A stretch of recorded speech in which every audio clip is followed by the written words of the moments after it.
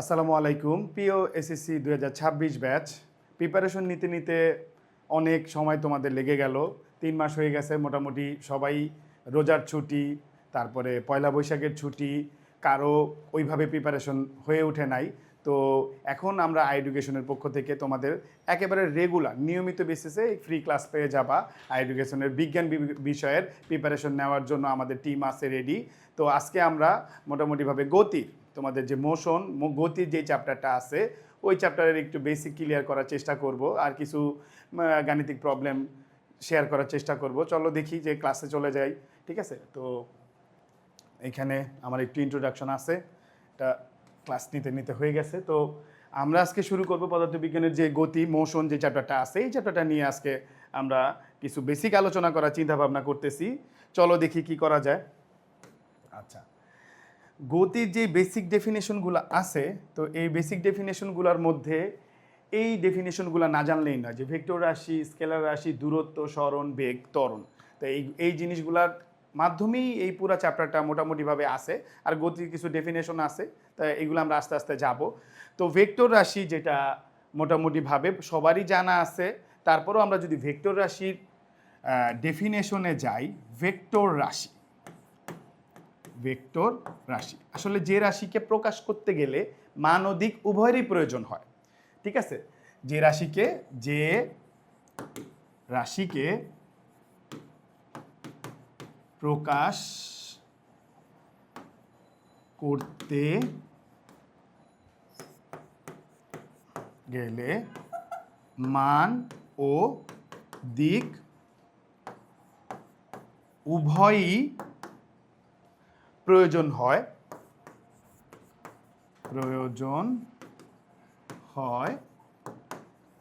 তাকে আমরা ভেক্টর রাশি বলি। তাকে ভেক্টর রাশি বলা হয়। আচ্ছা, তাহলে তাকে যদি ভেক্টর রাশি বলি, এইখানে কিন্তু অলরেডি দুইটা ভেক্টর রাশির উদাহরণ নিয়ে আমরা আলোচনা করছি। যেমন আমরা মোটামুটিভাবে সরণ যেই ব্যাপারটা, তারপরে বেগ যেই ব্যাপারটা, আরও কি যেই রাশিগুলো আছে, এগুলা কি এই দুইটা রাশিতে আমরা সাধারণত বিভক্ত করে থাকি। একটা হলো ভেক্টর রাশি, একটা হলো স্কেলার রাশি। তো ভেক্টর রাশিটা আমরা মোটামুটি দেখাচ্ছি। এখানে ভেক্টর রাশির উদাহরণ হিসেবে আমরা এইখানে সরণ আর বেগ, ত্বরণ, তিনোটাই এখানে তিনটাই উদাহরণ অলরেডি নিয়ে নিচ্ছি। এই তিনটারও আমরা ব্যাখ্যায় যাব, যে এইটা প্রকাশ করতে গেলে বেগের কোন দিকে বেগ, এই বেগটা আমরা জানবো। আর সরণ, যেমন আমি এইখান থেকে 10 মিটার দূরে আছি, এটা আমার দূরত্বটা শুধু বোঝানো হয়েছে, ঠিক আছে? কিন্তু দিক যদি মেনশন করে দেই যে 10 মিটার পশ্চিম দিকে আসি, উত্তর দিকে আসি, দক্ষিণ দিকে আসি, তাহলে এটা প্রকাশ হইল, প্রপারভাবে প্রকাশ হইল। তার মানে সরণ যখন আমরা প্রকাশ করি, মানদিক উভয় দুইটারই প্রয়োজন হবে সরণকে প্রকাশ করতে গেলে, ঠিক আছে?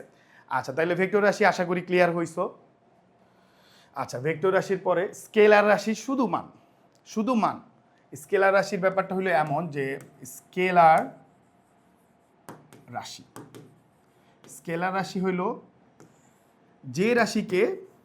যে রাশিকে প্রকাশ করার জন্য শুধুমাত্র মানের প্রয়োজন হয়। শুধুমাত্র মানের প্রয়োজন হয়, যে রাশিকে প্রকাশ করার জন্য শুধুমাত্র মানের প্রয়োজন হয়। যে রাশিকে প্রকাশ করার জন্য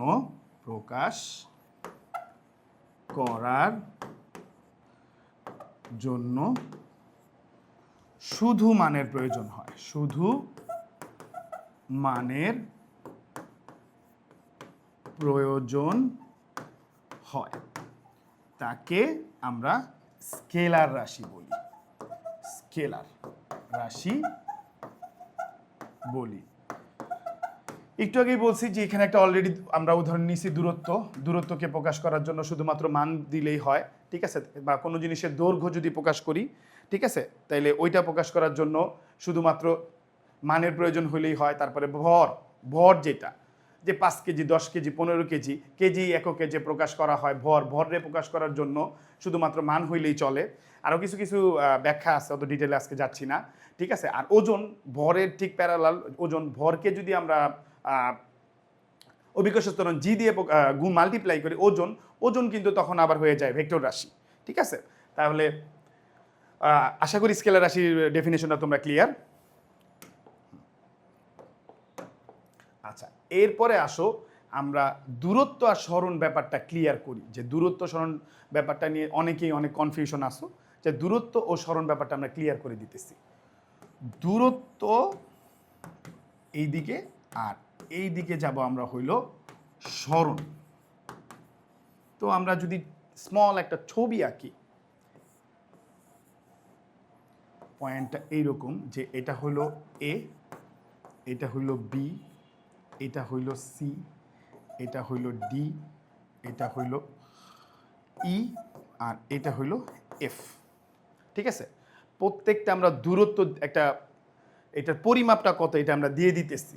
এইখানে বললাম আমরা 2 মিটার, এটাকে বললাম 2 মিটার, এটাকে বললাম 1 মিটার, এটাকেও 2 মিটার বললাম, এটাকেও 2 মিটার বললাম, এটাকে আবার 1 মিটার বললাম। এখন যদি বলা হয় যে এসি এর দূরত্ব, একেবারে সবাই আমরা পেরে যাব যে 2 + 2 4 মিটার। যদি বলি এসি এর সরণ একই, কোনো পরিবর্তন নাই, ঠিক আছে, এই দুইটা একই। এখন যদি বলি যে এএফ এর দূরত্বটা কত, এএফ এর কি দূরত্ব, তাহলে এএফ এর দূরত্ব হইল, এইটা হইল তুমি এভাবে যাচ্ছ, এভাবে যাচ্ছ, এভাবে যাচ্ছ, এভাবে যাচ্ছ, এভাবে যাচ্ছ, তার মানে 2 এখান থেকে এখানে গিয়ে 2 2 4, 4 আর 1 5, 5 আর 2 7, 7 আর 2 9, তাহলে দূরত্বটা আসতেছে কত 9। কিন্তু যদি বলি যে এখানে এএফ এর সরণ, এখানেই সরণের ডেফিনেশনটা সবার আশা করি ক্লিয়ার হয়ে যাবে।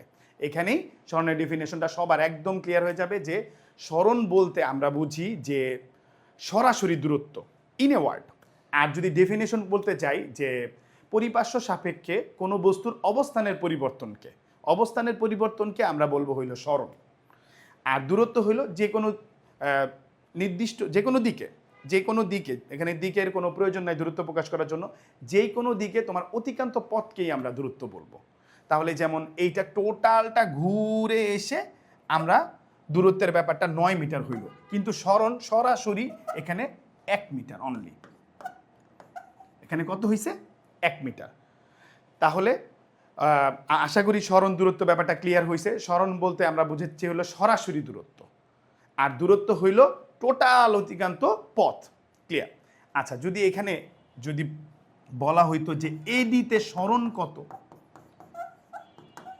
এডিতে সরণ হইল এইটা এইভাবে সরাসরি দূরত্ব দিতে হবে, সেক্ষেত্রে আমার এখানে পিথাগোরাস অ্যাপ্লাই করতে হবে। সেক্ষেত্রে কি করতে হবে? পিথাগোরাস। এখানে আছে হইল এইটার পিথাগোরাস আমরা নিশ্চয়ই জানি, ঠিক আছে। এখানে 2 আর 2 কত 4 আছে, অতিভুজ বের করার টেকনিক অনেকগুলা ক্লাসে দেখাইছি। এখানে 4 স্কোয়ার প্লাস 1 স্কোয়ার, তাহলে রুট 4 4 16, এখানে 17, ঠিক আছে। এডিতে সরণ। আর এডিতে যদি দূরত্ব বলি, এডিতে তখন কিন্তু দূরত্ব হিসেবে আসবে হইল অনলি 2 2 4 আর 1 5 মিটার। তাহলে আশা করি 3টা ক্রাইটেরিয়ায় আমরা দূরত্ব সরণটা দেখাইলাম। এই একেবারে দূরত্ব সরণ নিয়ে আর কোনো কনফিউশন থাকবে না, ঠিক আছে। এটা এমসিকিউর জন্য অনেক ইম্পর্টেন্ট, তো আমরা এটা বেসিকটা আলোচনা করে দিলাম। চলো এরপরে কি আছে দেখা যাক, ঠিক আছে। আচ্ছা, এখন 2টা রাশি আছে, বেগ ও ত্বরণ। এই গতি চ্যাপ্টারের জন্য মোটামুটিভাবে যত ধরনের ম্যাথমেটিক্স প্রবলেম আমরা সামনে করব আগামী ক্লাসগুলোতে, ঠিক আছে, গতি চ্যাপ্টারের জন্য বেগ আর ত্বরণ খুবই ইম্পর্টেন্ট। অনেকগুলো টপিকস আছে বেগ আর ত্বরণ রিলেটেড। তাহলে এগুলো যদি আমরা একেবারে ক্লিয়ার হয়ে যাই, তাহলে আমরা পরবর্তীতে গাণিতিক প্রবলেম সলভ করতে কোনো সমস্যা হবে না। আচ্ছা, বেগ আর ত্বরণটা আমরা একটু বোঝার চেষ্টা করি। বেগের ডেফিনেশন যদি দেই আমরা, বেগ ব্যাপারটা কি?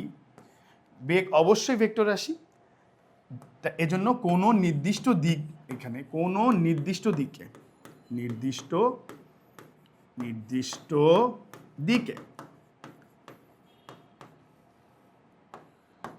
সম এর সাথে সরণের পরিবর্তনকে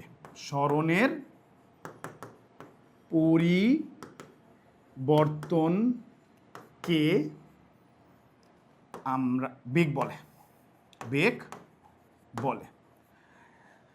তার মানে আমরা যদি বেগকে ভি বলি, সরণ বাই সময়, আর অনেকে V is equal to S by টিও লেখে, ঠিক আছে।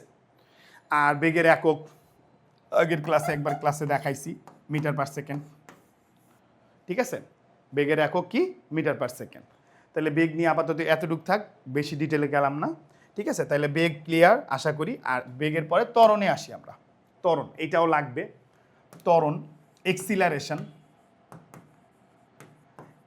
এটা ডেফিনেশনে যদি যাই তাহলে সময়ের সাথে অসম বেগের পরিবর্তনের হার। অসম বেগ আমরা যখন এক্সিলারেশন হয় বেগ বৃদ্ধি পায়, ঠিক আছে। আমার গাড়ি যখন ড্রাইভিং সিটের নিচে এক্সিলারেশন যে প্যাডটা আছে, এক্সিলারেশনের যেই হ্যান্ডেলটা আছে, ওইটাতে প্রেস করলেই বেগ বৃদ্ধি পায়। তার মানে বেগের বৃদ্ধি হ্রাস দুইটাই, একটাকে ত্বরণ বলবো, আর যখন হ্রাস পাবে এটাকে বলবো আমরা মন্দন। মন্দনটা লিখে নিই। মন্দন হইল ঋণাত্মক হয় আর ত্বরণ ধনাত্মক হয়, ঠিক আছে।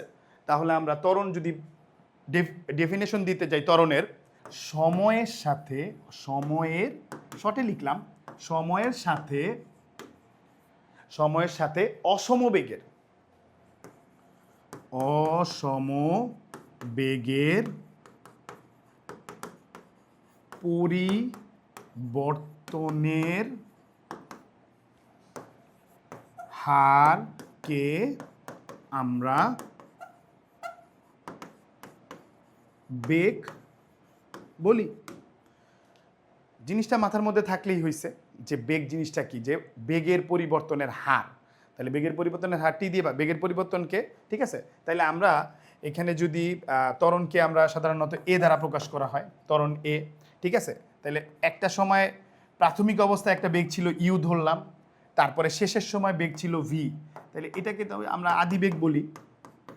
আদিবেগ, এটাকে কি বললাম? আদিবেগ। আর এটা হইল শেষ বেগ। আর টি দিয়ে আমরা সময় বুঝি।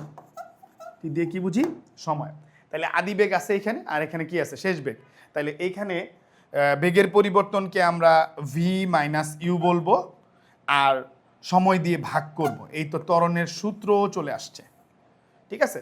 ত্বরণের সূত্র চলে আসছে, এটা দিয়ে আমরা ত্বরণ ডিফাইন করতে পারবো। ত্বরণের সূত্রগুলা এগুলো অনেক ম্যাথও আসে, এমসিকিউতে আসে, তারপরে গ নাম্বার কোশ্চেনও আসে, ঠিক আছে। 3 মার্কের জন্য আমাদের ত্বরণ নির্ণয় করতে হয়, বিভিন্ন বোর্ডে আসে। আচ্ছা, তাহলে যদি এটার একক দেখতে চাই, এককটা কি হবে? একক নিয়ে একটা ক্লাস আছে আমার, ওইটা একটু দেখে নিতে পারো। একক, মাত্রা, লব্ধ রাশি, ওটা নিয়ে অনেক সুন্দরভাবে ওখানে দেওয়া আছে। এখন খালি জাস্ট আমরা ইন শর্টে মিটার পার সেকেন্ড বলে দিব, ঠিক আছে। কারণ উপরে আছে, এখান থেকে যদি আসি, এখান থেকে আসে বেগ মিটার পার সেকেন্ড, আর নিচে আরেকটা সেকেন্ড আছে, তাহলে এইটা মিলে হয় মিটার পার সেকেন্ড স্কোয়ার, মানে MS ইনভার্স 2, ঠিক আছে। তাহলে আশা করি ত্বরণের ব্যাপারটা একেবারে ক্লিয়ার হয়ে গেল, ঠিক আছে। তাহলে ত্বরণ পর্যন্ত গেল এখানে, ঠিক আছে। তাহলে আশা করি এখানে ভেক্টর রাশি, স্কেলার রাশি, দূরত্ব, সরণ, ত্বরণ, এই যে ডেফিনেশনগুলো আছে সবগুলা আমাদের মোটামুটিভাবে এইটার মাধ্যমে ক্লিয়ার হয়ে গেল, ঠিক আছে। আচ্ছা, তাহলে চলো এখন একটু গাণিতিক প্রবলেম দেখা যাক, ঠিক আছে। এই গতি রিলেটেড এইগুলা নিয়ে, যে গাণিতিক গতির যে সূত্রগুলো আছে, ঠিক আছে, এই সূত্রগুলো নিয়ে আমরা একটু আলোচনা করতে চাই।